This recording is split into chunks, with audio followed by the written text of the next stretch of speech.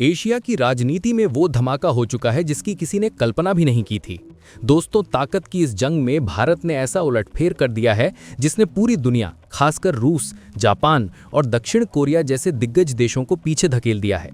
भारत अब सिर्फ middle power नहीं, भारत बन चुका है एशिया का नया मेजर पावर। जी हाँ, नई एशियन पावर रैंकिंग में भारत ने ताकत का ऐसा प्रदर्शन किया है कि विशेषज्ञ भी दंग रह गए।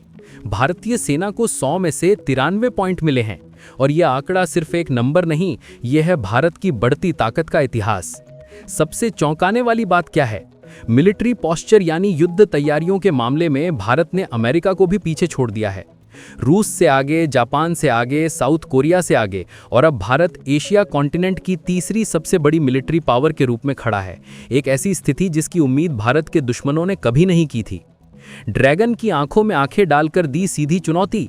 दोस्तों, जब हम कहते हैं कि भारत का डंका पूरी दुनिया में बज रहा है, कुछ लोग इसे सिर्फ एक नारा समझते हैं, लेकिन आज मैं आपके सामने वो सबूत रखने वाला हूं जिसे देखकर दुनिया के सबसे बड़े डिफेंस एक्सपर्ट्स तक चुप हो गए हैं। जी हां, ऐसे आंकड़े, ऐसी रैंकिंग और ऐसी सैन्य क्षमता जिसने चीन, पाकिस्तान और यहां तक कि अमेरिकी थिंक टैंक्स को भी सोचने पर मजबूर कर दिया है कि आखिर भारत ये कर कैसे रहा है। भारत सिर्फ उभर नहीं रहा, भारत अब एशिया में शक्ति का नया केंद्र बन चुका है।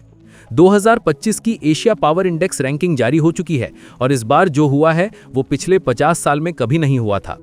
भारत ने सिर्फ बढ़त नहीं बनाई, भारत ने छलांग लगाई है, ऐसी छलांग जिसने चीन तक के जनरल्स की नींद उड़ा दी है।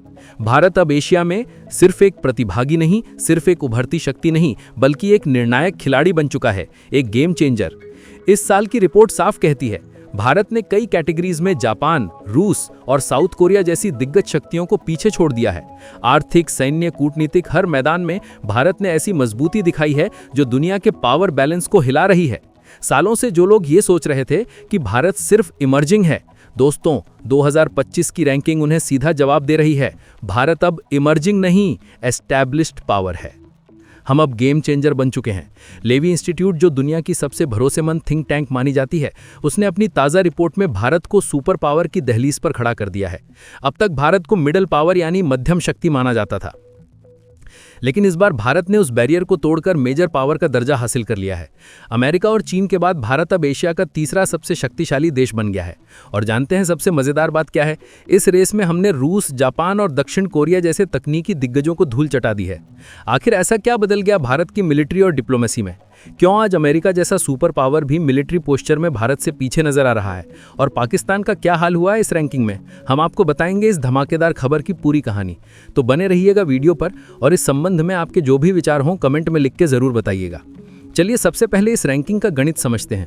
ये कोई साधारण रैंकिंग नहीं है। लेवी इंस्टीट्यूट ने इसे 8 अलग अलग पैमानों पर तैयार किया है। इसमें military power, economic power, diplomatic power, resources और भविष्य की संभावनाएं सब कुछ शामिल है। ओवरऑल रैंकिंग में अमेरिका नंबर 1 पर है, चीन नंबर 2 पर और भारत नंबर 3 पर। अब आप कहेंगे कि अमेरिका तो एशिया में नहीं है। बिल्कुल सही, लेकिन अमेरिका की मिलिट्री प्रेजेंस एशिया में इतनी ज्यादा है, जापान से लेकर अरब देशों तक, कि उसे इस लिस्ट में शामिल किया जाता है। लेकिन असली खबर यह है कि भारत ने जापान और रूस को पछाड़ दिया है। रूस, जो कभी दुनिया का दूसरा सबसे ताकतवर देश था, आज एशिया में भारत से पीछे है। जापान, जिसकी टेक्नोलॉजी का कोई सानी नहीं, वो भी भारत की रणनीतिक ताकत के आगे फीका पड़ गया है। भारत को ओवरऑल 40 पॉइंट मिले हैं, जो उसे मेजर पावर की कैटेगरी में डालते हैं। ये भारत की विदेश नीति और सैन्य आधुनिकीकरण की बहुत बड़ी जीत है। हमने साबित कर दिया है कि हम सिर्फ अपनी सीमाओं की रक्षा नहीं कर रहे, बल्कि हम पूरे एशिया के पावर बैलेंस को प्रभावित कर रहे हैं। अब जरा अपने पड़ोसी मुल्क पाकिस्तान का हाल भी जान लेते हैं, जो खुद को दुनिया की नंबर 1 मुस्लिम आर्मी होने का दावा करता है। लेवी इंस्टीट्यूट ने पाकिस्तान की असलियत को दुनिया के सामने नंगा कर दिया है। इस रैंकिंग में पाकिस्तान 16वें नंबर पर लुढ़क गया है। जी हां, 16वें नंबर पर। उसके पॉइंट सिर्फ 14 हैं। शर्मनाक बात यह है कि ताइवान जैसे छोटे देश, जिनके पास ना तो परमाणु बम है और ना ही बड़ी फौज, वो भी पाकिस्तान से ऊपर हैं। लेवी इंस्टीट्यूट ने साफ कहा है कि पाकिस्तान की हालत उत्तर कोरिया और ब्रुनेई जैसी हो गई है।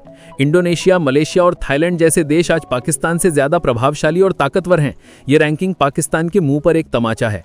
वो कर्ज लेकर हथियार तो खरीद सकता है, लेकिन असली ताकत सॉफ्ट पावर और इकोनॉमिक स्टेबिलिटी से आती है, जो पाकिस्तान के पास जीरो है।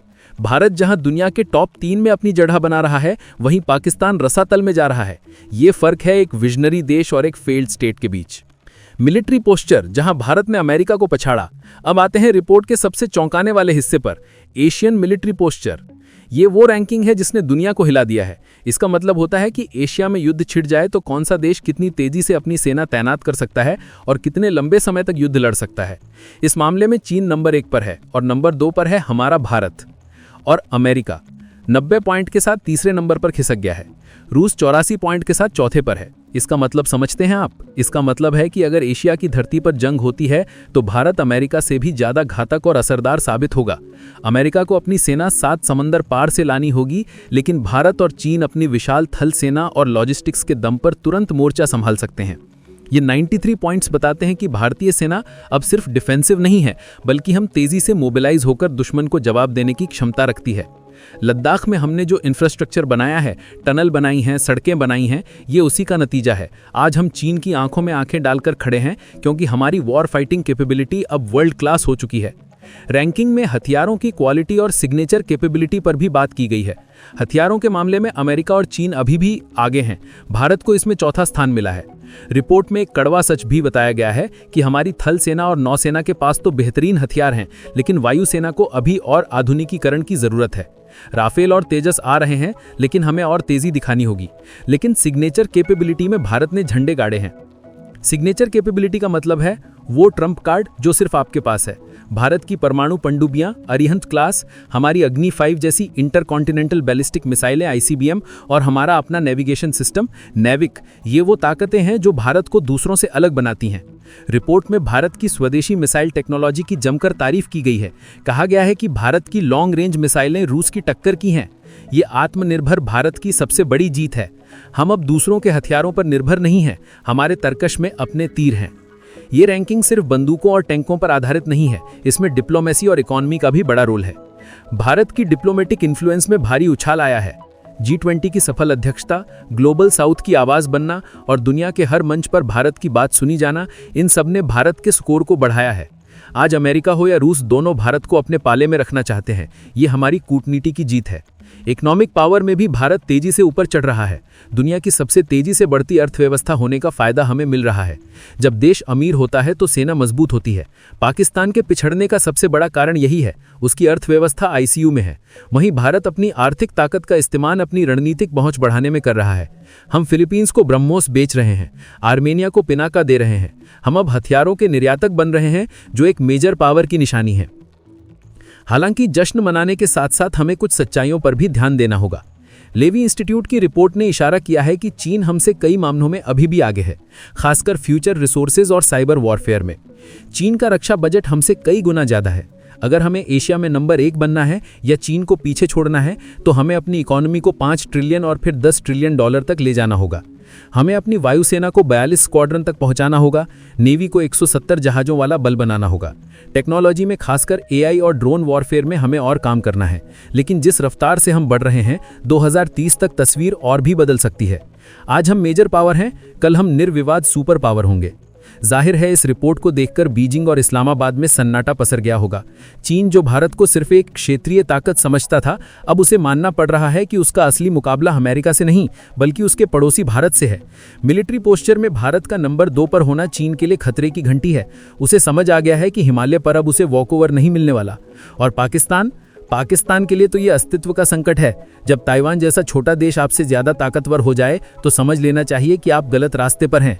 पाकिस्तान की जनता अब अपनी फौज से सवाल पूछेगी कि इतना बजट खाने के बाद भी हम 16वें नंबर पर क्यों हैं। लेकिन वहां की फौज के पास इसका कोई जवाब नहीं होगा। भारत ने साबित कर दिया है तो लोकतंत्र और विकास के रास्ते पर चलकर ही महाशक्ति बना जा सकता है, ना कि आतंकवाद और तानाशाही के रास्ते पर। तो दोस्तों, लेवी इंस्टीट्यूट की ये रिपोर्ट सिर्फ कागज का टुकड़ा नहीं है, ये 21वीं सदी के भारत की बुलंद तस्वीर है। हमने गुलामी की जंजीरों को तोड़कर, गरीबी से लड़कर और तमाम चुनौतियों का सामना करके ये मुकाम हासिल किया है। आज हम अमेरिका और चीन के साथ एक टेबल पर बैठते हैं तो बराबरी के हक से बैठते हैं। भारत का मिडिल पावर से मेजर पावर बनना हर भारतीय के लिए गर्व की बात है। यह हमारे वैज्ञानिकों, हमारे सैनिकों और हमारे नेतृत्व की मेहनत का फल है। एशिया का भविष्य अब वॉशिंगटन या बीजिंग से नहीं, बल्कि नई दिल्ली से लिखा जाएगा।